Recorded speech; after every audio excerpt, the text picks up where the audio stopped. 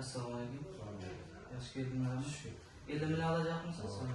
Mallar 20 kişi.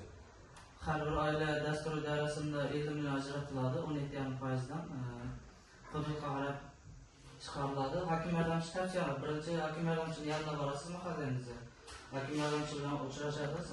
Faoliyati tadbirkorlar bilan shug'ullanasiz. Chorvachilik bilan. Tavsiyanoma bosib beradi, so'ng bizga borib o'rganib, shuni chiqarib beramiz. 17,5%dan chiqadi. Yana kimda? Pensionerlarga kredit mümkünmü? Pensionerlar yo'q, hozir kredit bizlarda chiqmaydi pensionerlar. Hech qanday soha bo'yicha. Yo'q. Yana qanday kredit turlari o'zgaradi? So'ng 50 million kafillik doirasida chiqadi. Mahalla doirasida 27%dan 4 yilga chiqadi. Plastikka tushirib beradi, naqd pul asosida. Üzümçülükte var mı? Üzümçilik ham bor. O ham chiqadi, hokim yordamchi doirasida chiqadi u. 17,5%dan chiqadi. 17,5% üzümçiligiga.